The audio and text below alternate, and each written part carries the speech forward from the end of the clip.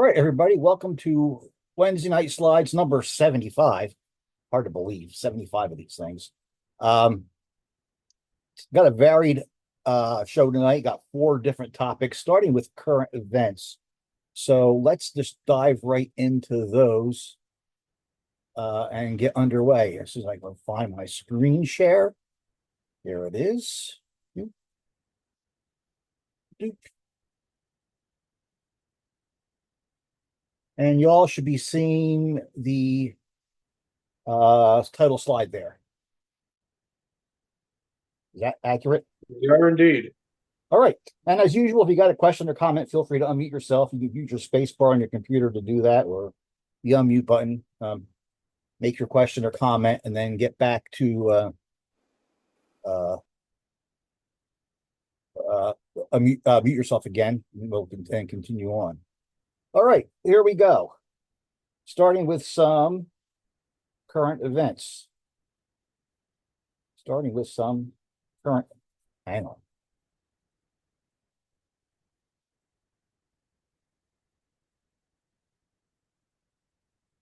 So we go. Now I'm going too fast. Back up. Okay. I'm under control. No, don't panic. Woodstown Central, my local railroad here, just where I went to high school, 20 minutes from the house here. Their steam locomotive 060 number 9 went down with a hot axle. So they had already had this X-rating FP7 well under restoration. They did a complete repaint on it and everything else. So they have a second one over there. They were going to bring both over at the same time. But with the steam engine down, they decided to bring over the 902 first. And it made its debut on National Train Day on May 10th, running from Woodstown to Salem, then up to Swedesboro, then back to Woodstown. 2 round trips covering the entire railroad. Here we see it at Alloway Junction. And crossing over Woodstown Alloway Road. This locomotive is owned by the Reading Company Technical and Historical Society, and SMS leases this locomotive. The other FP7 they have, the 903, was owned by the Philadelphia chapter of the NRHS, and they outright bought that one. SMS now owns that one. Here we see an old car parked at the South Woodstown station. This shot here actually had a bunch of lens lights in the background, and just to play around, I went into Photoshop and applied a few lassos. Here's the final product, and that's the clutter that was in the background before I started. Amazing what you can do in Photoshop these days.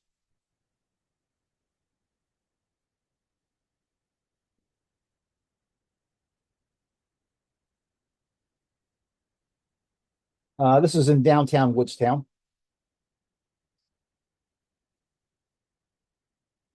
And going by the Grasso food processing plant in Swedesboro. At one time, this part of South Jersey was just full of food processors, including Del Monte. They had a big plant here in Swedesboro at one time.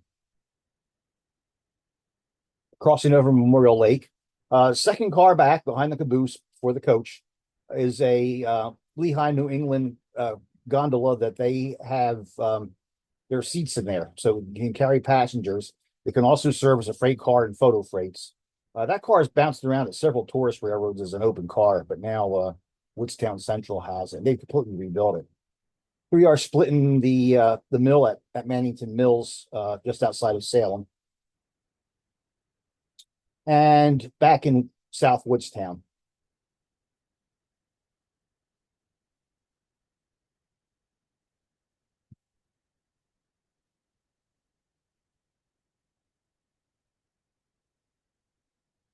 That same day, I gave a program to the Perryville chapter of the National Railway Historical Society. And this is down at Perryville, Amtrak train crossing the Susquehanna River. This whole scene will change in the next decade as they put in the new bridge over the Susquehanna. We're at Claymont, Delaware. This is an Amtrak train going south, and SEPTA coming south. Yeah, Steve, these pictures of Claymont, are they open or are they through window? These are through glass. The glass is in really good shape. Uh, just had to do a slight color balance to get some of the blue out of the photo. Thank you. An Acela heading north. The Acelas theoretically are on short time. The new ones are out. They're testing. They were supposed to be in service anytime now, but they are not. So the old Acelas continue to soldier on.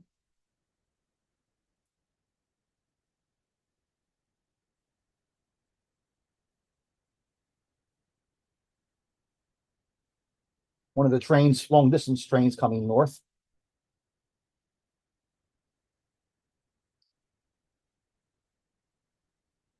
Here's why I was there. Amtrak has wrapped two locomotives in a advertising promotion for Crayola crayons. Two of the locomotives are wrapped in retired Crayola colors. This is the violet blue locomotive.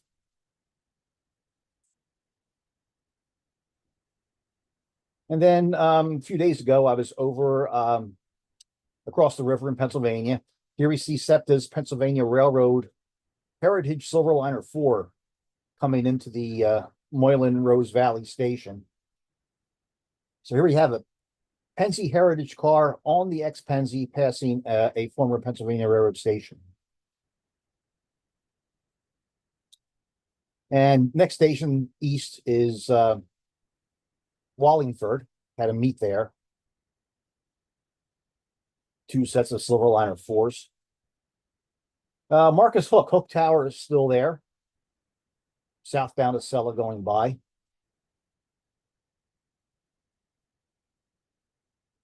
Southbound regional train with an Eagles fan talking to somebody over in the weeds there.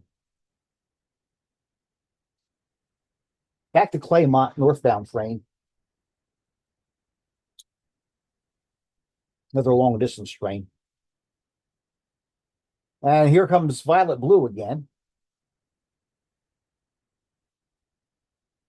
Nice thing about the southbound Amtrak trains with the special engines are they when they leave Boston, you have 5 or 6 hours notice to plan to get over trackside down in this area to photograph the trains. From upstairs again, an Acela.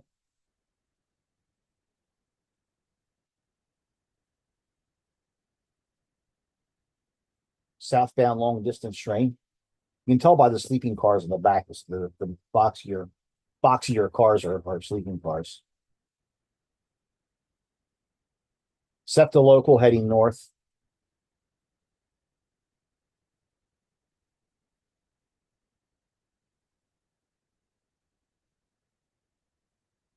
The real reason for being here, though, was to get the other Crayola locomotive, Dandelion. Here's Dandelion pulling the train southward.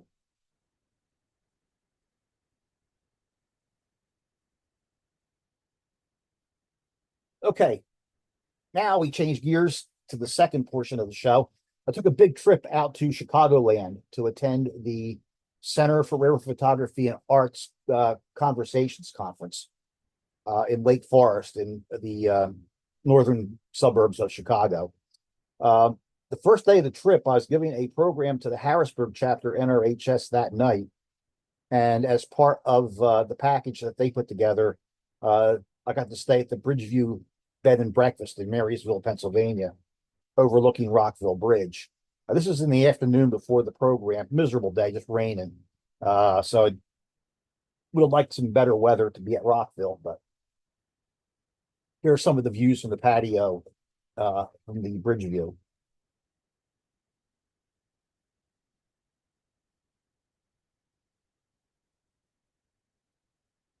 The next morning, I visited the power director's office, which is located in the Harrisburg passenger station. This was put in by the Pennsylvania Railroad to control all the juice going through the catenary around the Harrisburg terminal. It went through the Pennsylvania Railroad. It was Penn Central. It was then transferred over to Amtrak. The Amtrak shut it down around 2013. The Harrisburg chapter now leases the space, and they have re-hooked everything into a simulator so that they simulate controlling all the catenary. It's pretty cool. Lights light up, things click. It's pretty impressive. Here's one of the boards that controls some of the juice.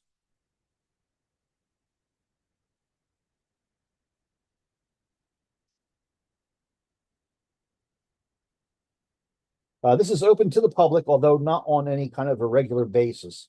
You need to contact the chapter and arrange for a tour, which they're happy to give.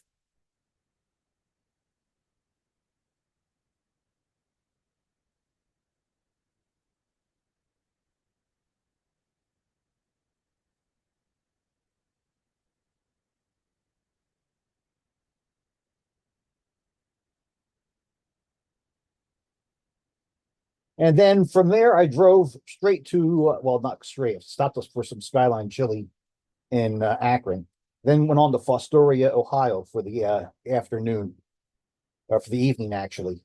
I got this Norfolk Southern train going west. And then I broke out my lights for the first time in quite a while for moving trains. This was not the composition I wanted. When I pushed the trigger with the train a little bit further back, nothing happened. So I racked out on the zoom and fired again and got this angle here.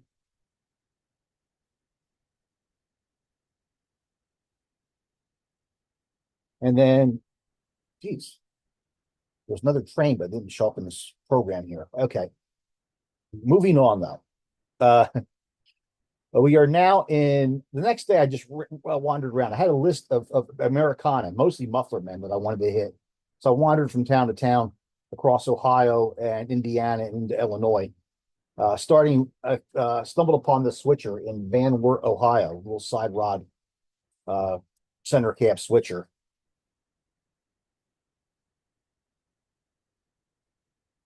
I picked up my first roadside giant, which wasn't on my list. I just spotted this guy along US 30 in Convoy, Ohio, right on the Indiana border.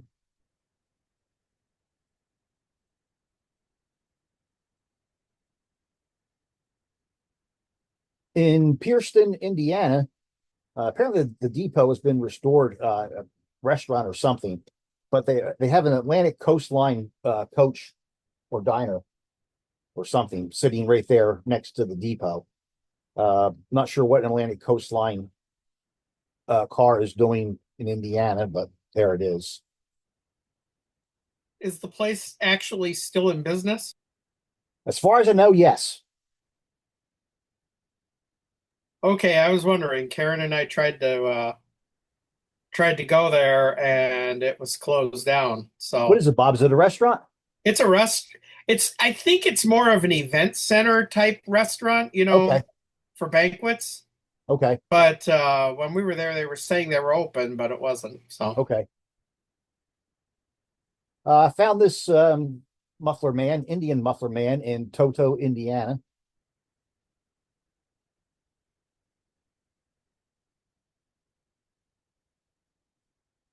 And moving on in Illinois, possibly the most famous of the surviving Muffler Men in the country is the Gemini Giant, located on historic US 66 in Wilmington, Illinois.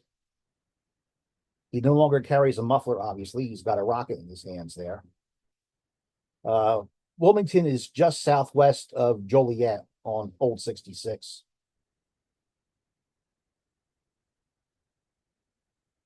And they're really leaning into the US 66 tourism, like a lot of places are along the highway now.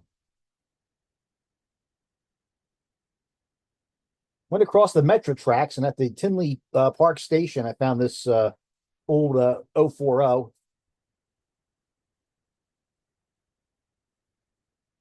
along with Toucan Sam.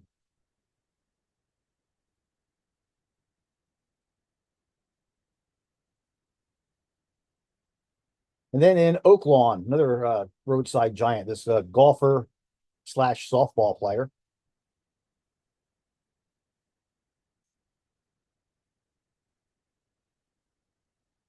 The place appeared to be closed, but the gate was open, so I pulled in. But of course, there was a truck parked right in front of the guy. But a person came out from the building behind there and asked what I was up to. I said, I photograph roadside giants. He goes, oh, let me move my truck for you then so you can get a better shot. I'm like, great, thanks. So,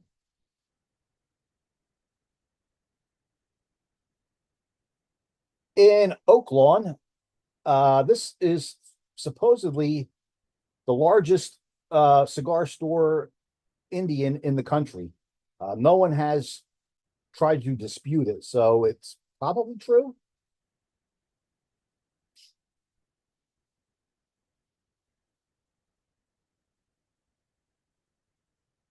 Then over in Burbank, we have a Franken muffler, that is. The Frankenstein head was actually a standard option on Muffler Men when they were being produced.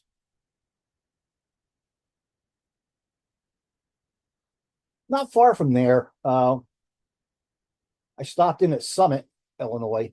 They have a statue dedicated to Emmett Till's mother. Of course, Emmett Till was lived in the South, and his lynching, in a large part, sparked the civil rights movement here in the U.S.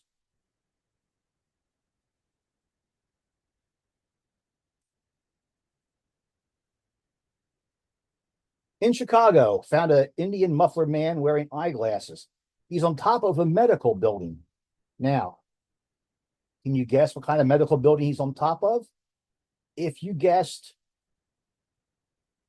dentist office, you would be correct. Not entirely sure what a muffler man wearing eyeglasses is doing on top of a dental office, but there you go. I've actually got pictures of that one, and it was an optometrist back in the 90s. Oh, it was, okay. In Berwyn, we have this muffler man holding a chicken wing and some hot sauce.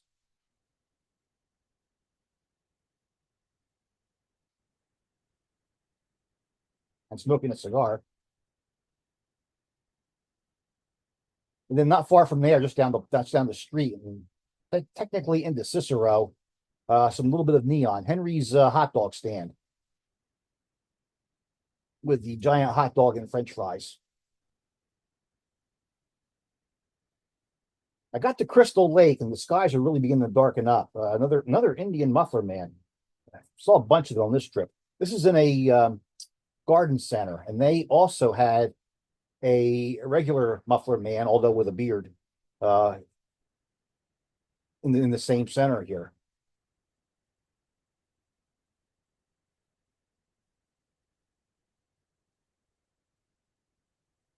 And the bonus gnome sitting there.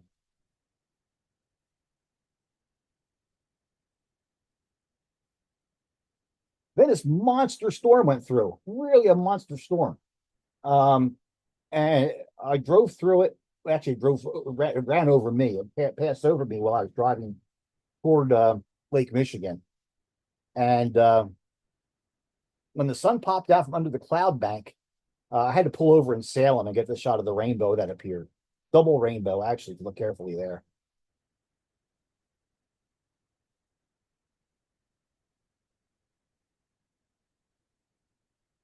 From there, I went over to Racine, and a lot of trees down, a lot of wires down, but I went over to the Wind Point Lighthouse as it was getting dark and got a few shots.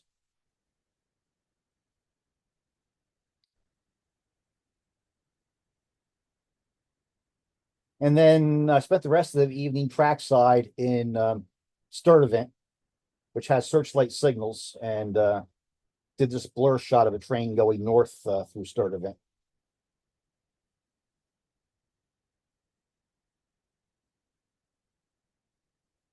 Next day was mostly lighthouses. I started in Racine Harbor. The lighthouse is actually the building on the left here. The problem I had with this, other than this lighthouse here, a lot of these lighthouses you can't get to from the east side because of the lake.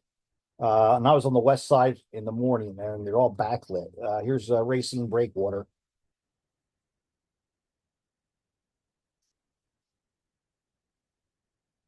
This is not a lighthouse, just a channel marker. And another view of the Racine Breakwater Lighthouse. Then it was back to Wind Point for a daylight shot. From there up to Milwaukee.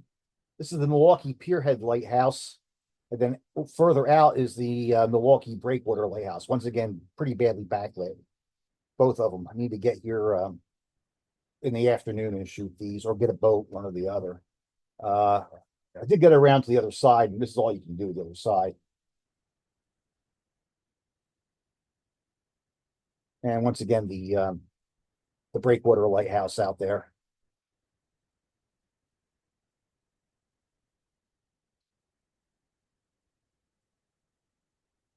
From there, back over to Sturtevant.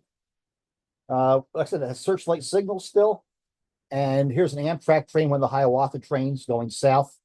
Getting Amtrak passing searchlight signals is getting more and more rare all the time. So I wanted to get this. Of course, while I was here, one of Canadian Pacific's exotically painted locomotives, painted for one of their shipping partners, came up, and it was largely not unshootable from where I was.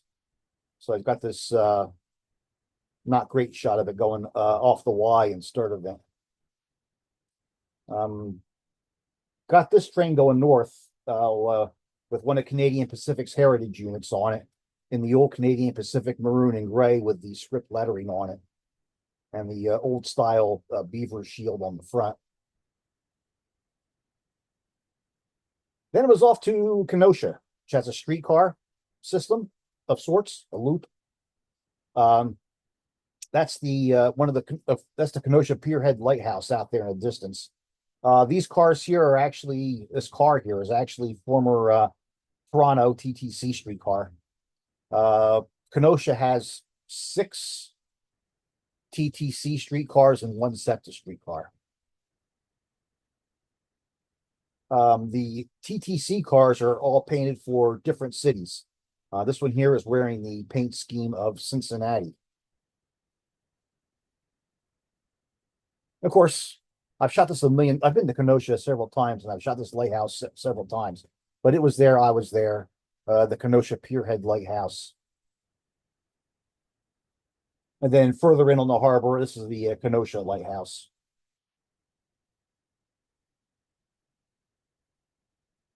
And this shows the relationship between the Kenosha Lighthouse on the left and the Pierhead Lighthouse out there on the right. Okay, back to the streetcars. Only 1 car was in service this day. Ridership, as usual, was fairly light. I think the 5 times went by me while I was here, the most I saw on it were 3 people. It's a free service, but it's not really set up to do anything. It goes right to the metro station, but it's not geared to take folks from all those condos down there up to the station in the morning. Service doesn't begin until 11 in the morning. I then went up to Milwaukee for the first part of the CRPNA events. They had an event at the Groman Museum featuring some artwork that was donated to CRPNA from Kalmbach Media, former publisher of Trains magazine. After the event, I went over to Leon's in Milwaukee to get a custard. Leon's is a pretty cool place, lots of neon.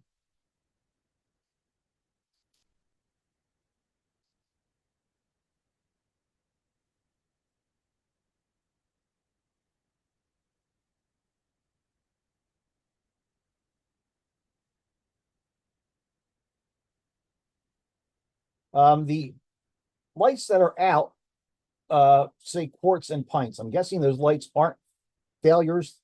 It's just that Leon's probably doesn't sell quarts and pints anymore, so they turn those off.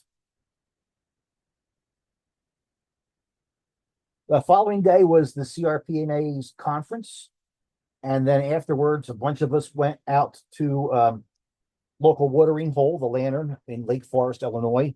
And when it was train time, we all emptied out onto the Metro platform across the street and watched Metro come through. Here's our gang watching Metro.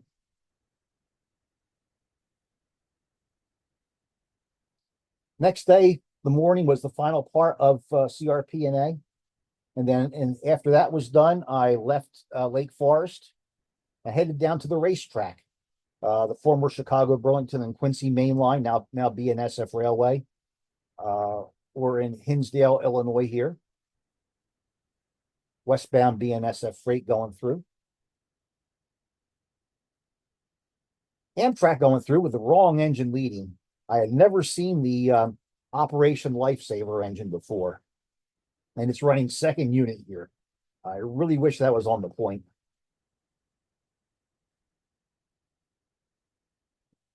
It's about 65 degrees, but the folks bundled up on the platform there, they're both Californians. On the left is David Steife from the Los Angeles area.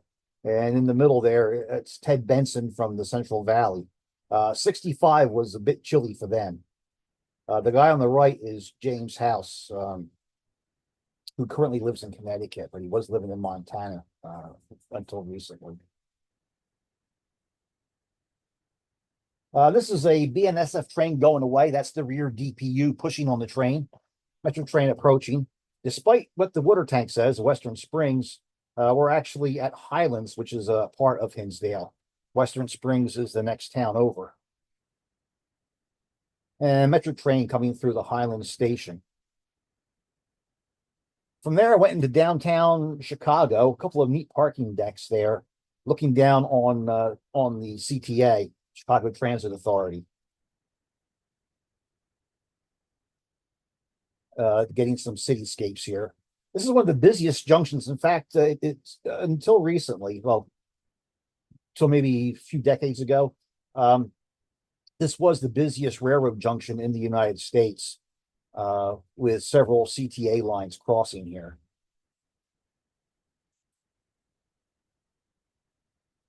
Then went out to the Ashland station, just west of the Loop, downtown Chicago, to get some outbound trains in the afternoon light.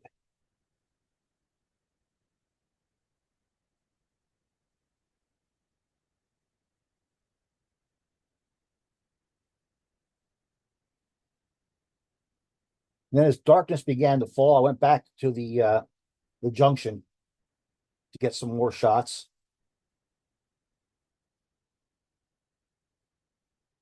And then just before it got dark, I relocated. I walked about 3 blocks north, up past the Merchandise Mart, across the Chicago River, and real neat S-curve there.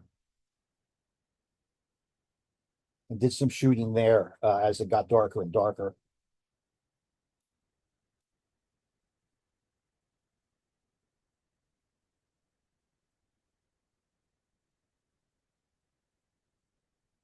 As it turns out, this view is actually pretty popular with folks who just shoot Chicago cityscapes.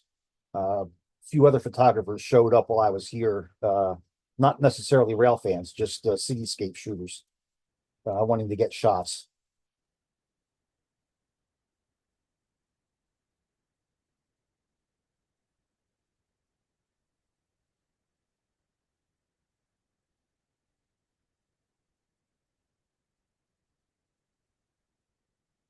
As I was walking back to the other parking garage where my car was, I saw this view as I crossed the Chicago River. So I actually took out my phone and shot this with my phone.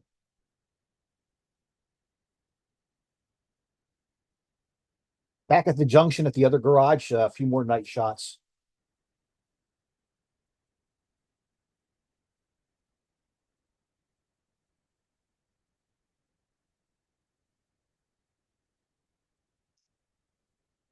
Next morning, I started working my way towards home, although it wasn't in a big rush. I had all day to get across Indiana.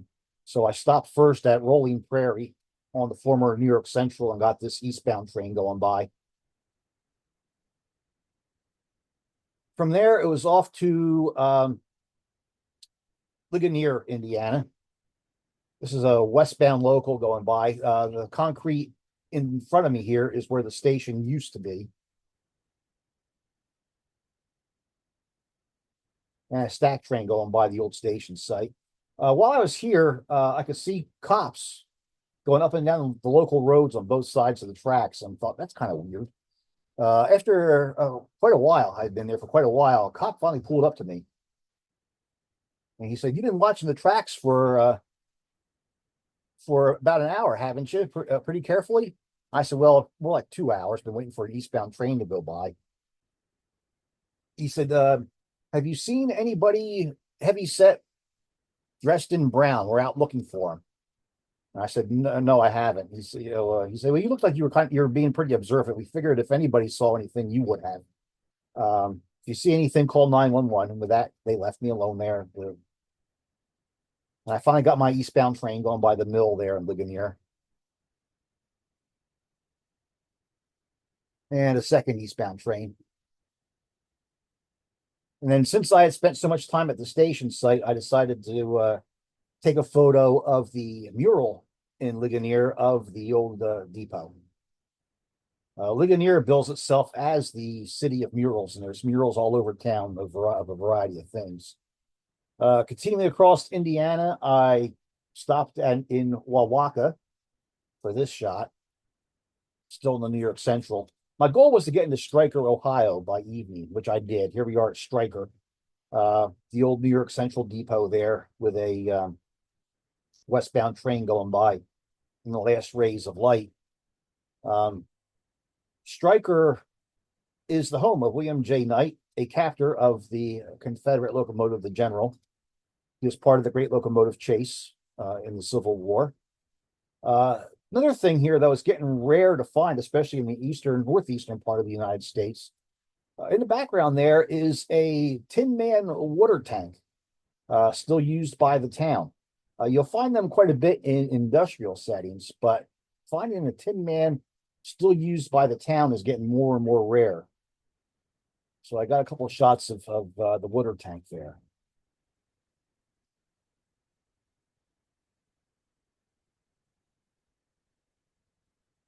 And then here's why I was actually in Stryker. I've always wanted to get a night shot of a train going by the Farmers Exchange here. Real nice looking building. So I lit this up at night. First train, we're on Norfolk Southern still. First train going east had Union Pacific power on it. This shot here didn't turn out the way I wanted it to. This is the second train. What I forgot to figure on was that my flashes were going to catch the crossbucks there, the railroad crossing crossbucks, and throw a shadow onto the train. So you can see the cab of the locomotive has got a shadow of the crossbuck on it. That's something I didn't anticipate, and I should have probably. With those two shots in the bag, though, an Amtrak due through it at about 11:15. I moved up to the depot and photographed the Floridian, formerly the Capital Limited, going by the depot. Next day was just driving. Stopped for Skyline Chili in Akron again. And then to take a break, I went to one of my favorite locations about halfway between Skyline and home in Mexico, Pennsylvania, on the old Pennsylvania Railroad, Norfolk Southern Main Line. And got several westbounds. Your lights go for westbounds in the afternoon. Got several westbounds here, but this was the only one that had decent sunlight on it. And then I was home. And we go on to the next part of the program. Since I have no steam in the show yet, chatting online with folks on Facebook, a trip to Mount Washington Cog Railway came up in the conversation from September 2008.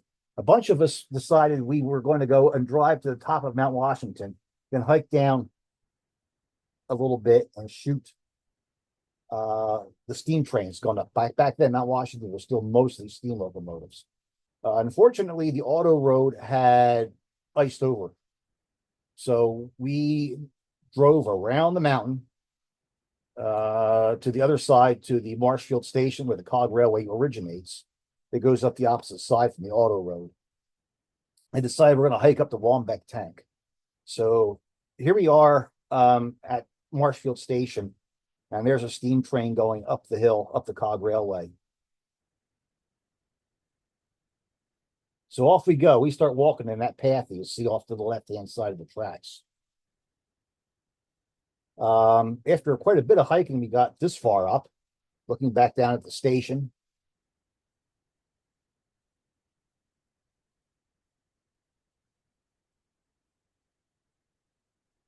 Most of the railroad is built on bridges. Very little of it actually sits on the ground.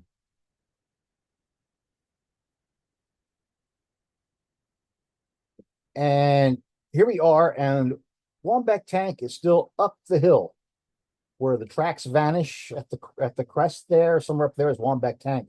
So we still had all that climbing to do. So off we go. Working our way up, a couple of trains coming down the hill. Second one is actually with one of their biofuel locomotives coming down. This was really quite the exercise getting up there. By the time you get to the top or to Wambeck Tank, you've gone about a mile from Marshfield Station and you've gained about 1,100 feet in elevation. So essentially you've climbed to the top of the Empire State Building using the stairs by the time you get there. You set goals. You pick a tree or a bush or something, walk that far, take a break, pick another bush or tree, walk that far, take a break, over and over again, and eventually you get there. So here you are almost to the crest where Wambeck Tank is.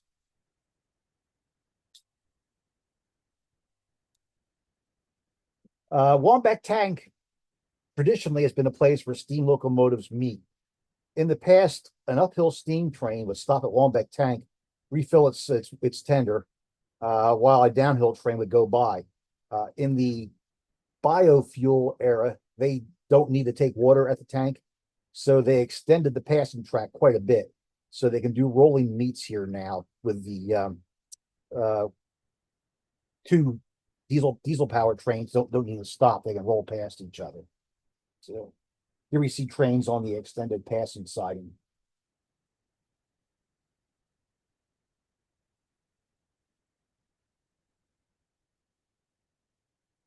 The locomotives all have those inclined boilers.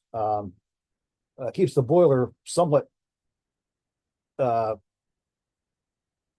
to gravity while the engine is pointing decidedly uphill, going up the grades.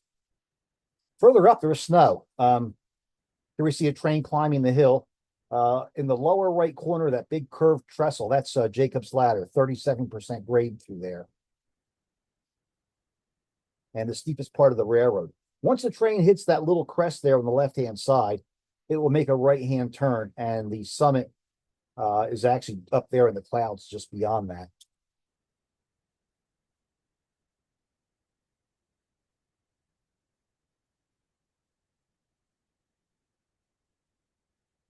There's the tank itself.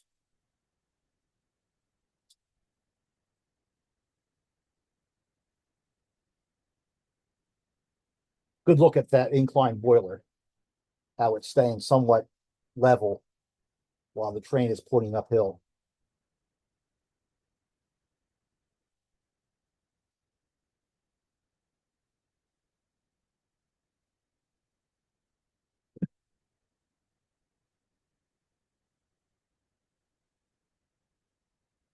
Quite the steam show. A few months later, the next operating year, the vast majority of steam was gone. They went to a schedule where steam only ran on the first trip of the day. They later modified it so that steam ran on the first and last trips of the day. But they're beginning to see that steam is actually a draw. So they're adding a few more steam trips to the schedule this year. Here's two uphill trains going up Jacob's Ladder.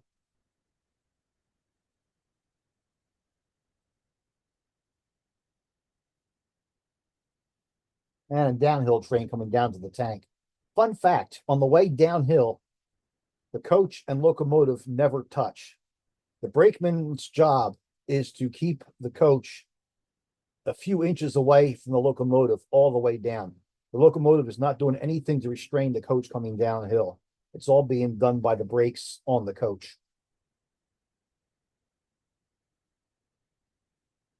And here's a meet at Wambeck tank.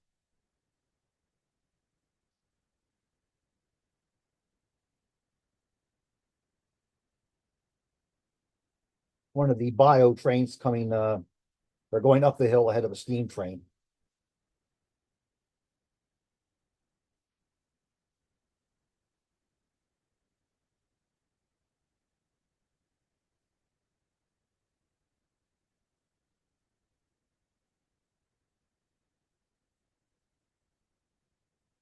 And then we finished off with some night photos at Marshfield Station.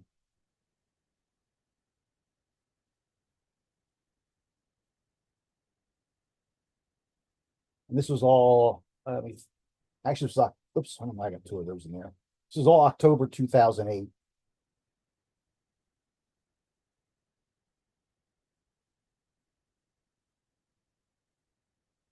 And then we're going to finish up by going back to June 2007, when me and two friends went up to Sudbury, Ontario to ride via rail diesel cars that go from Sudbury to White River via a very remote part of Ontario.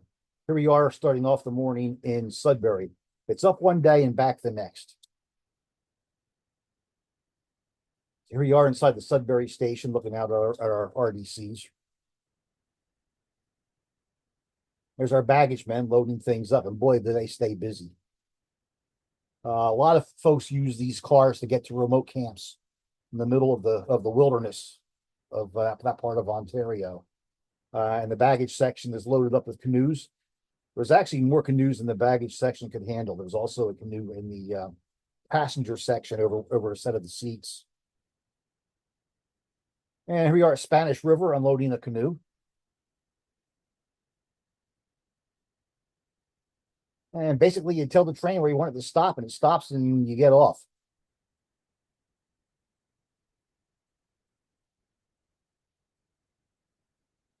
This serves as the station in the town I'm not sure how to pronounce. It's either Biscotacine or Biscotacine. Biscotacine or Biscotacine. Your choice. Biscotazing. Sorry, what was that? Biscotazing. It is Biscotazine. Okay, thank you. No one ever said it when I was on the trip, and all I knew was the spelling of it. Now we're in trouble. I'm running the RDCs here. This is back when the crews had to do anything.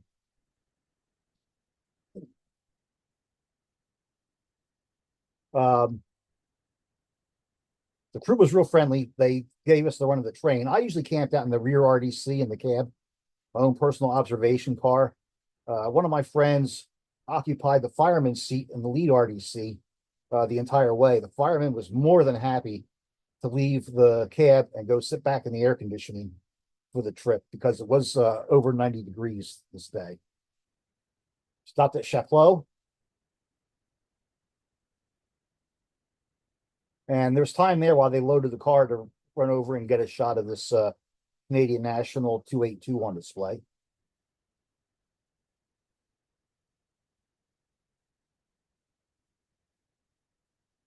Meanwhile, they're loading the train up with all kinds of stuff for camps. At Escher, we met a freight. One of my friends there hanging out from the lead cab, or actually from the baggage section. In the baggage section, getting a shot here.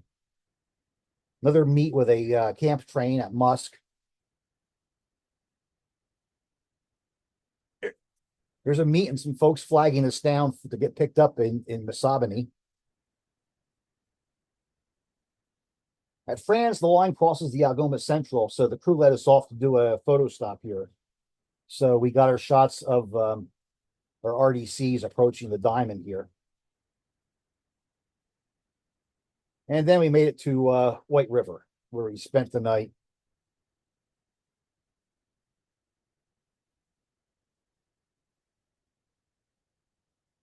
Next morning, our RDCs are coming back down again.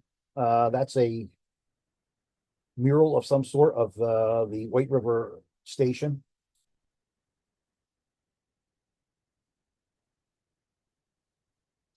And there's all the gear heading to camps from the White River end. Everybody loading things up.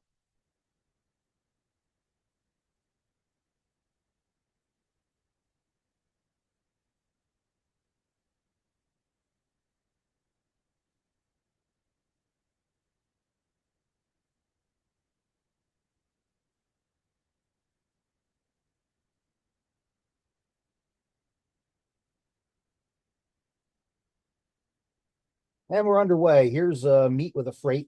I'm not sure where this is. I haven't really dug around to figure this one out yet. Unloading folks. I'm guessing these folks are getting off the train since the cases of beer haven't been opened yet. They're probably heading into the woods for a stay. Meet with that camp train again at Wayland. And back at Chapleau.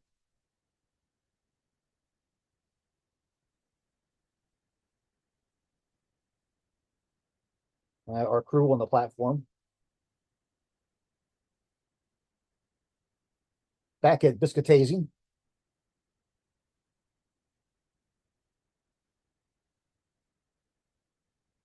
Another remote spot to unload people at Sinker.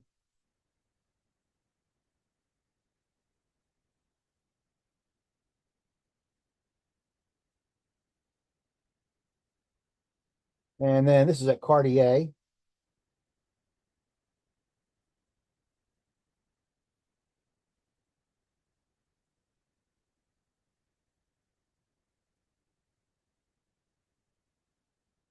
This is stuff coming off the train after being up in camp.